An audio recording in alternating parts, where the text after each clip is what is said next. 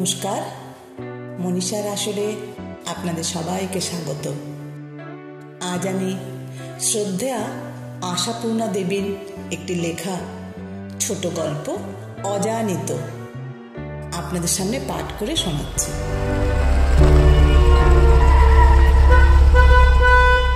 গাড়ি থেকে নেমে করবী একবার বাড়ির সামনে থমকে দাঁড়ালো। তারপর ধীর পায়ে বাড়ি ঢুকলো। ঢুকে সোজা 3 তলায়।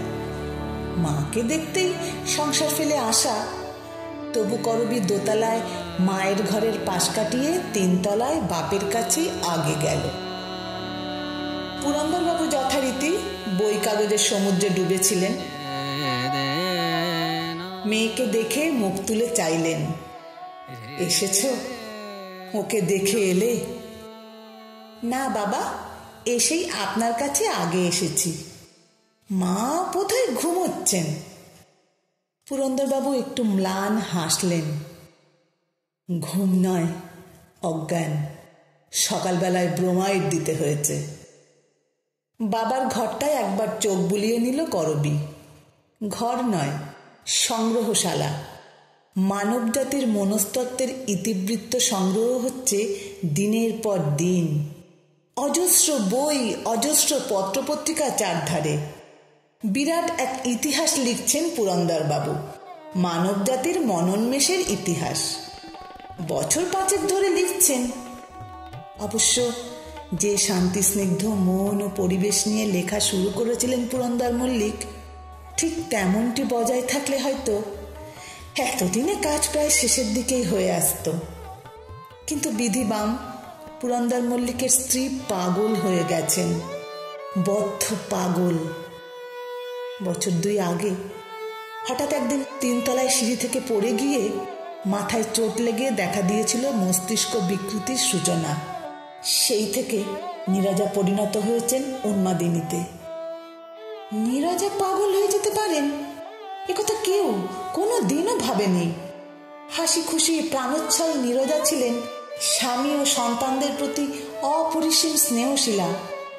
নিজের গৃহের বাইরে যে আরো একটি জগৎ আছে সে সম্পর্কে তিনি ছিলেন সম্পূর্ণ উদাসীন। এই গৃহী জগতের মধ্যে তিনি সুখী, এই জগতে তিনি মধ্যমণি। এই ছিল তার আনন্দ। 5 বছর আগে যখন একটি বিখ্যাত কলেজের ইতিহাসের অধ্যাপক স্বামী পুরন্দর মল্লিক বলা নেই কওয়া নেই হঠাৎ অধ্যাপনার কাজ ছেড়ে লিখতে শুরু করলেন মানব জাতির মনন্মেষের ইতিহাস, তখনও নীরজা হাসি মুখেই মেনে নিয়েছিলেন, কোনো প্রতিবাদ করেননি। বাবার ঘর থেকে ধীর পায়ে বেরিয়ে মায়ের ঘরে এলো করবী। নিথর হয়ে ঘুমোচ্ছেন নীরজা। এক দৃষ্টিতে মায়ের দিকে তাকিয়েছিল করবী। হঠাৎ ঘাড়ে আলতো স্পর্শ পেয়ে চমকে ওঠে। ও ছোটদা, কখন এলি? টেরই পেলাম না। মার চাইতে বাবার জন্য আমার বেশি কষ্ট হয় জানিস ছোটদা, ম্লান উদাস গলায় বলে করবী। কমল সায় দিলে। তা সত্যি। এই যে আজ 2 বছর ধরে কি কাণ্ডই না করে চলেছেন মা। একদিনের জন্য একটু অসহিষ্ণুতা দেখিনি বাবার মধ্যে। বাবার সহ্য শক্তি কি অসাধারণ ভাব। আমরা তো মাঝে মাঝে অতিষ্ঠ হয়ে যাই, বড় ভাই বিমল বলে উঠল। সব থেকে খারাপ লাগে বাবার প্রতি মায়ের আক্রোশটা। বাবাকে দেখলেই মা কেমন যেন হিংস্র হয়ে ওঠেন। তার ধারণা তার এই অসুখের জন্য বাবাই দায়ী। ডাক্তারেরা অবশ্য বলেন এইটাই স্বাভাবিক। অস্বাভাবিক মস্তিষ্কের স্বভাবই সবচেয়ে প্রিয়জনকে সন্দেহ করা, সব থেকে আপন ব্যক্তির উপরই আক্রোশ পরায়ণ হয়ে ওঠা। কিন্তু ডাক্তারদের এই থিওরি পুরন্দরের ছেলে মেয়েকে প্রবোধ দিতে পারে না। তারা তবু ভাবে মায়ের এ অন্যায় আর এ নিষ্ঠুর অবিচার, আর শ্রদ্ধায় মন অবনত হয়ে আসে বাপের প্রতি। সত্যি একটি বারের জন্য রেগে উঠতে দেখলো না তারা পুরন্দরকে। কতক্ষণ এরকম আচ্ছন্ন হয়ে থাকবে মা? প্রশ্ন করল করবী। নির্মল বলল, সকাল 8টায় ব্রোমাইড দেওয়া হয়েছে, এই খানিক পরে আবার চেঁচাতে শুরু করবেন। বামুন ঠাকুর এসে দরজায় দাঁড়ায়। রান্না প্রস্তুত হয়েছে তার সংকেত। খাবার ঘরে গিয়ে খেতে বসে মাছের গুণাগুণ বর্ণনা চলছিল। হঠাৎ একটা চিৎকার উঠল, বন্য জন্তুর আর্তনাদের মতো তীব্র চিৎকার। 3 ভাই বোন ছুটল মায়ের ঘরের দিকে। গিয়ে দেখল পুরন্দর মল্লিক কাতর মুখে দাঁড়িয়ে আছেন দরজার কাছে, আর নীরজা নিজের কপালে করাঘাত করে চেঁচাচ্ছেন, দূর হয়ে যাও, আমাকে পাগল বানিয়ে এখন আবার দরদ দেখাতে এসেছে, দূর হও, আমার চোখের সামনে থেকে দূর হও। সহসা ঠাঁই ঠাঁই করে খাটের বাজুতে মাথা ঠুকতে লাগলেন নীরজা। ছেলেমেয়ের দিকে তাকিয়ে বলতে থাকেন, তোরা জানিস না, আসল কথা জানিস না, আমার কোনো অসুখ নেই। করবী দৌড়ে গিয়ে মাকে জড়িয়ে ধরে, কিন্তু করবীর সাধ্য নয় সামলায়। পুরন্দর এগিয়ে আসেন, স্ত্রীর মাথাটি তুলে ধরে কোমল কণ্ঠে বলেন, দেখো তো কি রকম লাগলো। হেসে ওঠেন নীরজা, দরদ দেখানো হচ্ছে, এত সময় কই, বই লিখতে হবে যে, বই, মানুষের মনের খবরাখবরের বই, মানুষের রোগ অসুখ দেখবার সময় আছে। দূর করে দে, দূর করে দে এই লোকটাকে, দূর করে দে।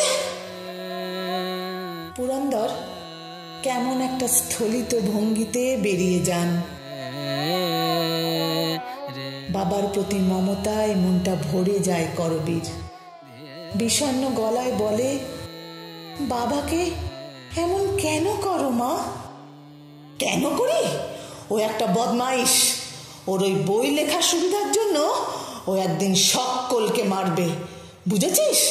সবাইকে খুন করবে, নিজের স্বার্থের জন্য সব করতে পারে, সব পারে, হ্যাঁ সব সব সব পারে। বলতে বলতে অবসন্ন হয়ে পড়েন নীরজা। করবী অবাক হয়ে ভাবে, সুস্থ অবস্থায় জীবনে কখনো একটি অরুচিকর শব্দ উচ্চারণ করেননি স্বামী সন্তান গর্বিণী নীরজা। আর আজ আজ এই কি ভাষা, বাবার সম্বন্ধে এ কি ধারণা।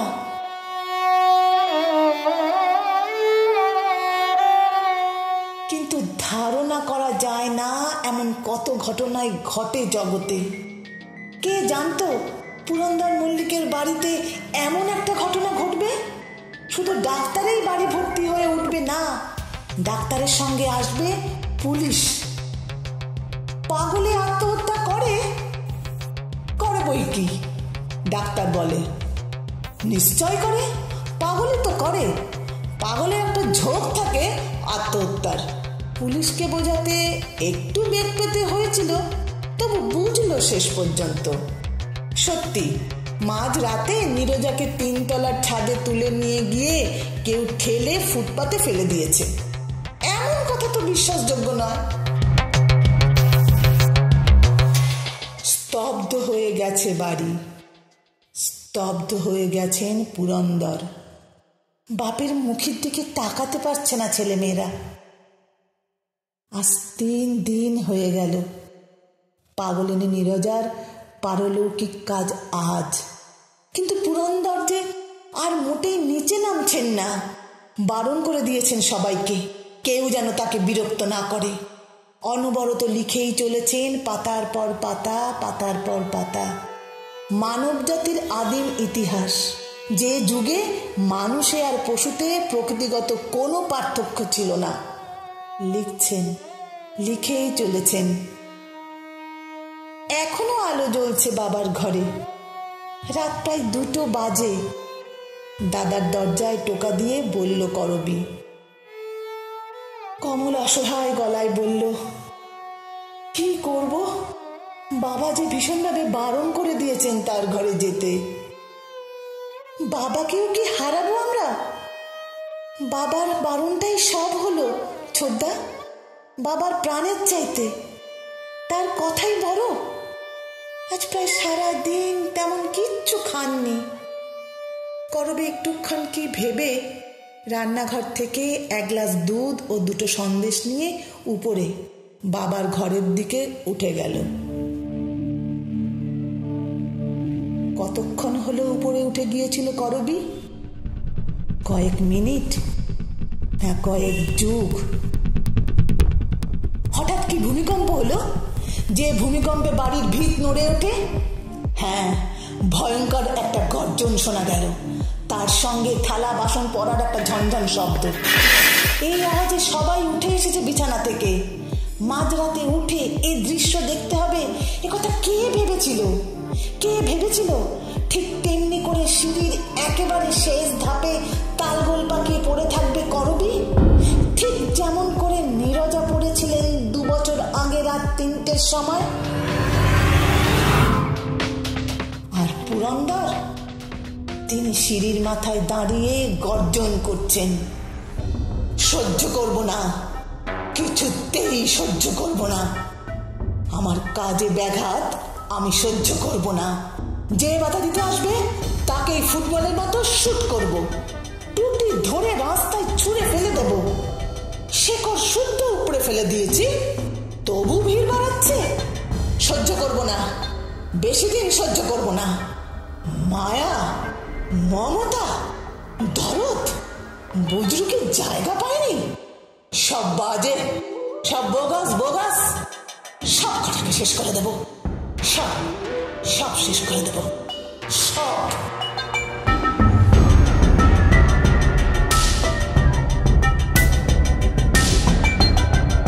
অজানিত শব্দটার মানে হলো অপরিচিত, অচেনা। কি ভাবছেন এমনটাও সম্ভব? এমনও হতে পারে? সম্ভব, মানুষের পক্ষেই সম্ভব। কিছু কিছু মানুষের মনস্তত্ত্ব যে কতটা জটিল হতে পারে আশাপূর্ণা দেবী নামকরণের মাধ্যমেই বুঝিয়ে দিয়েছেন। এখানেই তিনি অনন্যা, এখানেই তিনি অসামান্যা। যাই হোক, আপনাদের কেমন লাগলো কমেন্ট বক্সে জানাবেন। আপনাদের মতামত আমাকে সমৃদ্ধ করে। উত্তরের প্রতীক্ষায় রইলাম। নমস্কার।